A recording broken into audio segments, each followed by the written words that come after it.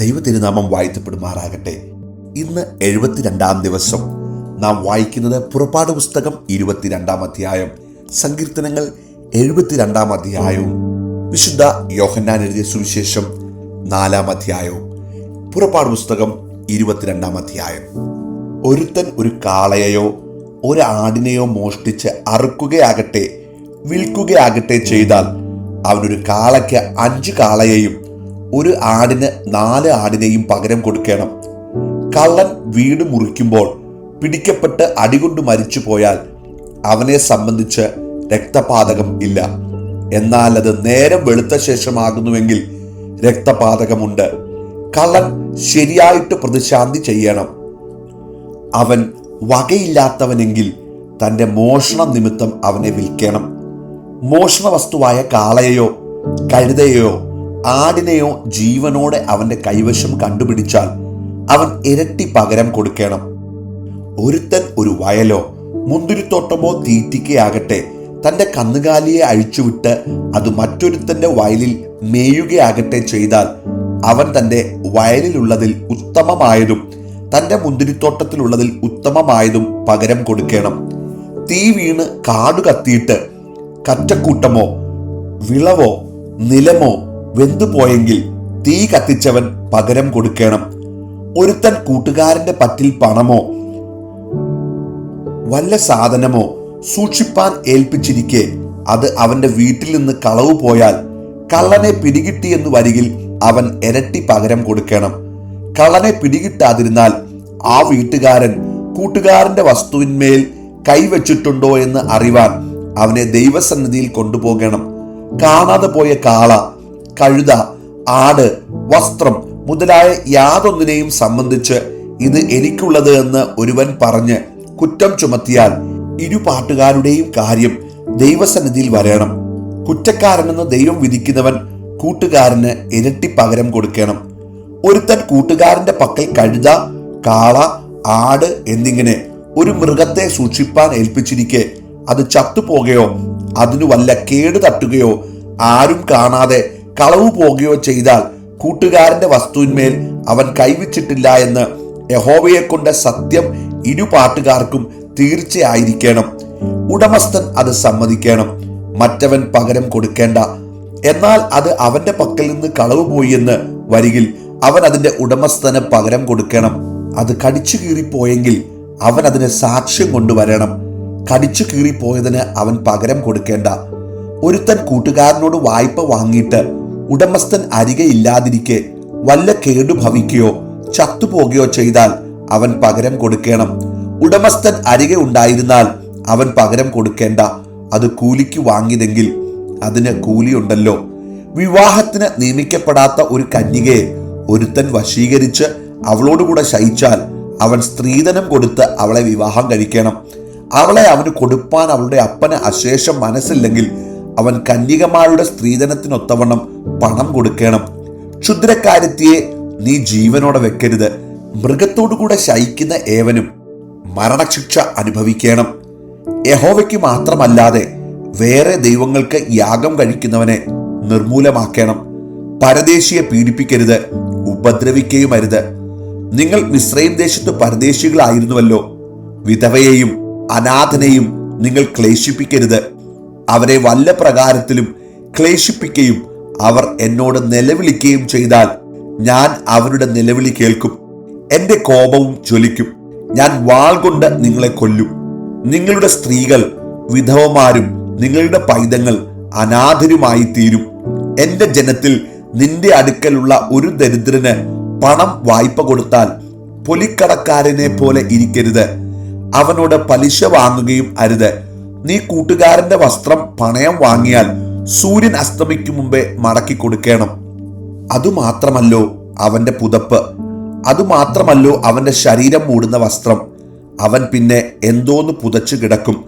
അവൻ എന്നോട് നിലവിളിക്കുമ്പോൾ ഞാൻ കേൾക്കും. ഞാൻ കൃപയുള്ളവനല്ലോ. നീ ദൈവത്തെ ദുഷിക്കരുത്. നിന്റെ ജനത്തിന്റെ അധിപതിയെ ശപിക്കുകയും അരുത്. നിന്റെ വിളവും ദ്രാവകവർഗവും അർപ്പിക്കാൻ താമസിക്കരുത്. നിന്റെ പുത്രന്മാരിൽ ആദ്യജാതനെ എനിക്ക് തരേണം. നിന്റെ കാളകളിലും ആടുകളിലും അങ്ങനെ തന്നെ. അത് 7 ദിവസം തള്ളയോടുകൂടി ഇരിക്കട്ടെ. 8-ാം ദിവസം അതിനെ എനിക്ക് തരണം. നിങ്ങൾ എനിക്ക് വിശുദ്ധമായിരിക്കണം. കാട്ടുമൃഗം കടിച്ചു കീറിയ മാംസം തിന്നരുത്. നിങ്ങൾ അതിനെ നായ്ക്കൾക്ക് ഇട്ട് കളയണം. 72-ാം സങ്കീർത്തനം. ദൈവമേ, രാജാവിന് നിന്റെ ന്യായവും രാജകുമാരന് നിന്റെ നീതിയും നൽകണമേ. അവൻ നിന്റെ ജനത്തെ നീതിയോടും നിന്റെ എളിയവരെ ന്യായത്തോടും കൂടെ പരിപാലിക്കട്ടെ. നീതിയാൽ പർവ്വതങ്ങളിലും കുന്നുകളിലും ജനത്തിന് സമാധാനം വിളയട്ടെ. ജനത്തിൽ എളിയവർക്ക് അവൻ ന്യായം പാലിച്ചു കൊടുക്കട്ടെ. ദരിദ്ര ജനത്തെ അവൻ രക്ഷിക്കുകയും പീഡിപ്പിക്കുന്നവനെ തകർത്ത് കളയുകയും ചെയ്യട്ടെ. സൂര്യചന്ദ്രന്മാരുടെ കാലത്തോളം അവർ തലമുറ തലമുറയായി നിന്നെ ഭയപ്പെടട്ടെ. അരിഞ്ഞ പുൽപ്പുറത്ത് പെയ്യുന്ന മഴ പോലെയും ഭൂമിയെ നനയ്ക്കുന്ന വൻമഴ പോലെയും അവൻ ഇറങ്ങി വരട്ടെ. അവന്റെ കാലത്ത് നീതിമാന്മാർ തഴയ്ക്കട്ടെ. ചന്ദ്രനുള്ളിടത്തോളം സമാധാന സമൃദ്ധി ഉണ്ടാകട്ടെ. അവൻ സമുദ്രം മുതൽ സമുദ്രം വരെയും നദി മുതൽ ഭൂമിയുടെ അറ്റങ്ങൾ വരെയും ഭരിക്കട്ടെ. മരുഭൂമിയിൽ വസിക്കുന്നവർ അവന്റെ മുമ്പിൽ വണങ്ങട്ടെ. അവന്റെ ശത്രുക്കൾ പൊടിമണ്ണ് നക്കട്ടെ. തർശീശിലെയും ദ്വീപുകളിലെയും രാജാക്കന്മാർ കാഴ്ച കൊണ്ടുവരട്ടെ. ശെബയിലെയും സെബയിലെയും രാജാക്കന്മാർ കപ്പം കൊടുക്കട്ടെ. സകല രാജാക്കന്മാരും അവനെ നമസ്കരിക്കട്ടെ. സകല ജാതികളും അവനെ സേവിക്കട്ടെ. അവൻ നിലവിളിക്കുന്ന ദരിദ്രനെയും സഹായമില്ലാത്ത എളിയവനെയും വിടുവിക്കുമല്ലോ. എളിയവനെയും ദരിദ്രനെയും അവൻ ആദരിക്കും. ദരിദ്രന്മാരുടെ ജീവനെ അവൻ രക്ഷിക്കും. അവരുടെ പ്രാണനെ അവൻ പീഡയിൽ നിന്നും സാഹസത്തിൽ നിന്നും വീണ്ടെടുക്കും. അവരുടെ രക്തം അവന് വിലയേറിയതായിരിക്കും. അവൻ ജീവിച്ചിരിക്കും. ശെബ പൊന്നുകൊണ്ട് അവന് കാഴ്ച വരും. അവനു വേണ്ടി എപ്പോഴും പ്രാർത്ഥന കഴിക്കും. ഇടവിടാതെ അവനെ അനുഗ്രഹിക്കും. ദേശത്ത് പർവ്വതങ്ങളുടെ മുകളിൽ ധാന്യ സമൃദ്ധി ഉണ്ടാകും. അതിന്റെ വിളവ് ലെബാനോനെ പോലെ ഉലയും. നഗരവാസികൾ ഭൂമിയിലെ സസ്യം പോലെ തഴയ്ക്കും. അവന്റെ നാമം എന്നേക്കും ഇരിക്കും. അവന്റെ നാമം സൂര്യനുള്ളിടത്തോളം നിലനിൽക്കും. മനുഷ്യർ അവന്റെ പേര് ചൊല്ലി അന്യോന്യം അനുഗ്രഹിക്കും. സകല ജാതികളും അവനെ ഭാഗ്യവാൻ എന്ന് പറയും. താൻ മാത്രം അത്ഭുതങ്ങളെ ചെയ്യുന്നവനായി ഇസ്രായേലിന്റെ ദൈവമായി യഹോവയായ ദൈവം വാഴ്ത്തപ്പെടുമാറാകട്ടെ. അവന്റെ മഹത്വമുള്ള നാമം എന്നേക്കും വാഴ്ത്തപ്പെടുമാറാകട്ടെ. ഭൂമി മുഴുവനും അവന്റെ മഹത്വം കൊണ്ട് നിറയുമാറാകട്ടെ. ആമേൻ, ആമേൻ. ഇശായി പുത്രനായ ദാവീദിന്റെ പ്രാർത്ഥനകൾ അവസാനിച്ചിരിക്കുന്നു. യോഹന്നാന്റെ സുവിശേഷം 4-ാം അധ്യായം.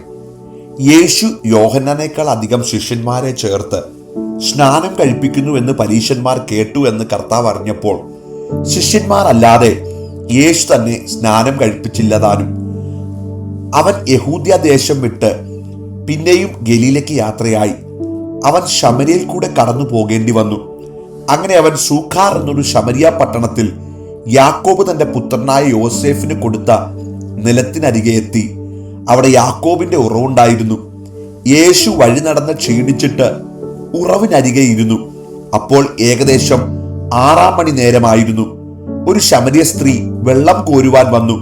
യേശു അവളോട്, എനിക്ക് കുടിപ്പാൻ തരുമോ എന്ന് ചോദിച്ചു. അവന്റെ ശിഷ്യന്മാർ ഭക്ഷണ സാധനങ്ങളെ കൊള്ളുവാൻ പട്ടണത്തിൽ പോയിരുന്നു. ശമരിയ സ്ത്രീ അവനോട്, നീ യഹൂദനായിരിക്കെ ശമര്യക്കാരിത്തിയായ എന്നോട് കുടിപ്പാൻ ചോദിക്കുന്നത് എങ്ങനെ എന്ന് പറഞ്ഞു. യഹൂദന്മാർക്കും ശമര്യർക്കും തമ്മിൽ സമ്പർക്കമില്ല. അതിന് യേശു, നീ ദൈവത്തിന്റെ ദാനവും നിന്നോട് കുടിപ്പാൻ ചോദിക്കുന്നവൻ ആരെന്നും അറിഞ്ഞുവെങ്കിൽ നീ അവനോട് ചോദിക്കുകയും അവൻ ജീവനുള്ള വെള്ളം നിനക്ക് തരികയും ചെയ്യുമായിരുന്നു എന്ന് ഉത്തരം പറഞ്ഞു. സ്ത്രീ അവനോട്, യജമാനനെ, നിനക്ക് കോരുവാൻ പാത്രമില്ലല്ലോ. കിണർ ആഴമുള്ളതാകുന്നു. പിന്നെ ജീവനുള്ള വെള്ളം നിനക്ക് എവിടെ നിന്ന്? നമ്മുടെ പിതാവായ യാക്കോബിനേക്കാൾ നീ വലിയവനോ? അവനാകുന്നു ഈ കിണറ് ഞങ്ങൾക്ക് തന്നത്. അവനും അവന്റെ മക്കളും മൃഗങ്ങളും ഇതിലെ വെള്ളം കുടിച്ചു പോന്നു എന്ന് പറഞ്ഞു. യേശു അവളോട്, ഈ വെള്ളം കുടിക്കുന്നവനെല്ലാം പിന്നെയും ദാഹിക്കും. ഞാൻ കൊടുക്കുന്ന വെള്ളം കുടിക്കുന്നവനോ ഒരു നാളും ദാഹിക്കയില്ല. ഞാൻ കൊടുക്കുന്ന വെള്ളം അവനിൽ നിത്യജീവങ്കിലേക്ക് പൊങ്ങി വരുന്ന നീരുറവയായി തീരുമെന്ന് ഉത്തരം പറഞ്ഞു. സ്ത്രീ അവനോട്, യജമാനനെ, എനിക്ക് ദാഹിക്കാതെയും ഞാൻ കോരുവാൻ ഇവിടത്തോളം വരാതെയും ഇരിക്കേണ്ടതിന് ആ വെള്ളം എനിക്ക് തരണമെന്ന് പറഞ്ഞു. യേശു അവളോട്, പോയി ഭർത്താവിനെ വിളിച്ചുകൊണ്ടുവരിക എന്ന് പറഞ്ഞു. എനിക്ക് ഭർത്താവില്ല എന്ന് സ്ത്രീ അവനോട് ഉത്തരം പറഞ്ഞതിന്, എനിക്ക് ഭർത്താവില്ല എന്ന് നീ പറയുന്നത് ശരി. 5 ഭർത്താക്കന്മാർ നിനക്കുണ്ടായിരുന്നു, ഇപ്പോൾ ഉള്ളവനോ ഭർത്താവല്ല. നീ പറഞ്ഞത് സത്യം തന്നെയെന്ന് യേശു പറഞ്ഞു. സ്ത്രീ അവനോട്, യജമാനനെ, നീ പ്രവാചകൻ എന്ന് ഞാൻ കാണുന്നു. ഞങ്ങളുടെ പിതാക്കന്മാർ ഈ മലയിൽ നമസ്കരിച്ചു വന്നു. നമസ്കരിക്കേണ്ടുന്ന സ്ഥലം യെരൂശലേമിലാകുന്നു എന്ന് നിങ്ങൾ പറയുന്നു എന്ന് പറഞ്ഞു. യേശു അവളോട് പറഞ്ഞത്, സ്ത്രീയെ, എന്റെ വാക്ക് വിശ്വസിക്ക. നിന്റെ പിതാവിനെ നമസ്കരിക്കുന്നത് ഈ മലയിലുമല്ല യെരൂശലേമിലുമല്ല എന്നുള്ള നാഴിക വരുന്നു. നിങ്ങൾ അറിയാത്തതിനെ നമസ്കരിക്കുന്നു, ഞങ്ങളോ അറിയുന്നതിനെ നമസ്കരിക്കുന്നു. രക്ഷ യഹൂദന്മാരുടെ ഇടയിൽ നിന്നല്ലോ വരുന്നത്. സത്യനമസ്കാരികൾ പിതാവിനെ ആത്മാവിലും സത്യത്തിലും നമസ്കരിക്കുന്ന നാഴിക വരുന്നു, ഇപ്പോൾ വന്നുമിരിക്കുന്നു. തന്നെ നമസ്കരിക്കുന്നവർ ഇങ്ങനെയുള്ളവർ ആയിരിക്കണമെന്ന് പിതാവ് ഇച്ഛിക്കുന്നു. ദൈവം ആത്മാവാകുന്നു. അവനെ നമസ്കരിക്കുന്നവർ ആത്മാവിലും സത്യത്തിലും നമസ്കരിക്കണം. സ്ത്രീ അവനോട്, മശീഹ എന്ന് വച്ചാൽ ക്രിസ്തു വരുന്നുവെന്ന് ഞാൻ അറിയുന്നു. അവൻ വരുമ്പോൾ സകലവും അറിയിച്ചു തരുമെന്ന് പറഞ്ഞു. യേശു അവളോട്, നിന്നോട് സംസാരിക്കുന്ന ഞാൻ തന്നെ മശീഹ എന്ന് പറഞ്ഞു. അതിനിടയിൽ അവന്റെ ശിഷ്യന്മാർ വന്ന് അവൻ സ്ത്രീയോട് സംസാരിക്കയാൽ ആശ്ചര്യപ്പെട്ടു. എങ്കിലും നീ എന്തു ചോദിക്കുന്നു, അവളോട് എന്ത് സംസാരിക്കുന്നു എന്ന് ആരും ചോദിച്ചില്ല. അനന്തരം സ്ത്രീ പാത്രം വെച്ചിട്ട് പട്ടണത്തിൽ ചെന്ന് ജനങ്ങളോട്, ഞാൻ ചെയ്തതൊക്കെയും എന്നോട് പറഞ്ഞ ഒരു മനുഷ്യനെ വന്നു കാൺമീൻ, അവൻ പക്ഷേ ക്രിസ്തു ആയിരിക്കുമോ എന്ന് പറഞ്ഞു. അവർ പട്ടണത്തിൽ നിന്ന് പുറപ്പെട്ട് അവന്റെ അടുക്കൽ വന്നു. അതിനിടയിൽ ശിഷ്യന്മാർ അവനോട്, റബി, ഭക്ഷിച്ചാലും എന്ന് അപേക്ഷിച്ചു. അതിന് അവൻ, നിങ്ങൾ അറിയാത്ത ആഹാരം ഭക്ഷിപ്പാൻ എനിക്കുണ്ട് എന്ന് അവരോട് പറഞ്ഞു. ആകയാൽ വല്ലവനും അവന് ഭക്ഷിപ്പാൻ കൊണ്ടുവന്നുവോ എന്ന് ശിഷ്യന്മാർ തമ്മിൽ പറഞ്ഞു. യേശു അവരോട് പറഞ്ഞത്, എന്നെ അയച്ചവന്റെ ഇഷ്ടം ചെയ്യുക, അവന്റെ പ്രവൃത്തി തികയ്ക്കുന്നത് തന്നെ എൻ്റെ ആഹാരം. ഇനി 4 മാസം കഴിഞ്ഞിട്ട് കൊയ്ത്തു വരുന്നുവെന്ന് നിങ്ങൾ പറയുന്നില്ലയോ? നിങ്ങൾ തലപൊക്കി നോക്കിയാൽ നിലങ്ങൾ ഇപ്പോൾ തന്നെ കൊയ്ത്തിന് വെളുത്തിരിക്കുന്നത് കാണാമെന്ന് ഞാൻ നിങ്ങളോട് പറയുന്നു. വിതയ്ക്കുന്നവനും കൊയ്യുന്നവനും ഒരുമിച്ച് സന്തോഷിപ്പാൻ തക്കവണ്ണം കൊയ്യുന്നവൻ കൂലി വാങ്ങി നിത്യജീവനിലേക്ക് വിളവ് കൂട്ടിവെക്കുന്നു. വിതയ്ക്കുന്നത് ഒരുത്തൻ, കൊയ്യുന്നത് മറ്റൊരുത്തൻ എന്നുള്ള പഴഞ്ചൊൽ ഇതിൽ ഒത്തിരിക്കുന്നു. നിങ്ങൾ അധ്വാനിച്ചിട്ടില്ലാത്തത് കൊയ്യുവാൻ ഞാൻ നിങ്ങളെ അയച്ചിരിക്കുന്നു. മറ്റുള്ളവർ അധ്വാനിച്ചു, അവരുടെ അധ്വാന ബലത്തിലേക്ക് നിങ്ങൾ പ്രവേശിച്ചിരിക്കുന്നു. ഞാൻ ചെയ്തതൊക്കെയും അവൻ എന്നോട് പറഞ്ഞുവെന്ന് സ്ത്രീ സാക്ഷ്യം പറഞ്ഞ വാക്ക് നിമിത്തം ആ പട്ടണത്തിലെ പല ശമര്യരും അവനിൽ വിശ്വസിച്ചു. അങ്ങനെ ശമര്യർ അവന്റെ അടുക്കൽ വന്ന് തങ്ങളോടുകൂടെ പാർക്കണമെന്ന് അവനോട് അപേക്ഷിച്ചു. അവൻ 2 നാൾ അവിടെ പാർത്തു. ഏറ്റവും അധികം പേർ അവന്റെ വചനം കേട്ട് വിശ്വസിച്ചു. ഇനി നിന്റെ വാക്കുകൊണ്ടല്ല ഞങ്ങൾ വിശ്വസിക്കുന്നത്, ഞങ്ങൾ തന്നെ കേൾക്കുകയും അവൻ സാക്ഷാൽ ലോകരക്ഷിതാവ് എന്ന് അറിയുകയും ചെയ്തിരിക്കുന്നുവെന്ന് സ്ത്രീയോട് പറഞ്ഞു. 2 ദിവസം കഴിഞ്ഞിട്ട് അവൻ അവിടം വിട്ട് ഗലീലയ്ക്ക് പോയി. പ്രവാചകന് തന്റെ പിതൃദേശത്ത് ബഹുമാനമില്ല എന്ന് യേശു തന്നെ സാക്ഷ്യം പറഞ്ഞിരുന്നു. അവൻ ഗലീലയിലെത്തിയപ്പോൾ ഗലീലക്കാർ തങ്ങളും പെരുന്നാളിന് പോയി. അവൻ യെരൂശലേമിൽ വെച്ച് പെരുന്നാളിൽ ചെയ്തതൊക്കെയും കണ്ടതുകൊണ്ട് അവനെ അംഗീകരിച്ചു. അവൻ പിന്നെയും താൻ വെള്ളം വീഞ്ഞാക്കിയ ഗലീലയിലെ കാനാവിൽ വന്നു. അന്ന് മകൻ രോഗിയായിരുന്ന ഒരു രാജഭൃത്യൻ കപർന്നഹൂമിൽ ഉണ്ടായിരുന്നു. യേശു യഹൂദ്യാദേശത്തു നിന്ന് ഗലീലയിൽ വന്നുവെന്ന് അവൻ കേട്ട് അവന്റെ അടുക്കൽ ചെന്നു. തന്റെ മകൻ മരിപ്പാറായിരിക്കൊണ്ട് അവൻ വന്ന് അവനെ സൗഖ്യമാക്കണമെന്ന് അപേക്ഷിച്ചു. യേശു അവനോട്, നിങ്ങൾ അടയാളങ്ങളും അത്ഭുതങ്ങളും കണ്ടിട്ടല്ലാതെ വിശ്വസിക്കുകയില്ല എന്ന് പറഞ്ഞു. രാജഭൃത്യൻ അവനോട്, കർത്താവേ, പൈതൽ മരിക്കും മുമ്പേ വരണമേ എന്ന് പറഞ്ഞു. യേശു അവനോട്, പൊയ്ക്കൊള്ളുക, നിന്റെ മകൻ ജീവിച്ചിരിക്കുന്നു എന്ന് പറഞ്ഞു. യേശു പറഞ്ഞ വാക്ക് വിശ്വസിച്ച് ആ മനുഷ്യൻ പോയി. അവൻ പോകയിൽ അവന്റെ ദാസന്മാർ അവനെ എതിരേറ്റ് മകൻ ജീവിച്ചിരിക്കുന്നു എന്ന് പറഞ്ഞു. അവന് ഭേദം വന്ന നാഴിക അവനോട് ചോദിച്ചതിന് അവർ അവനോട്, ഇന്നലെ 7 മണിക്ക് പനി വിട്ടുമാറി എന്ന് പറഞ്ഞു.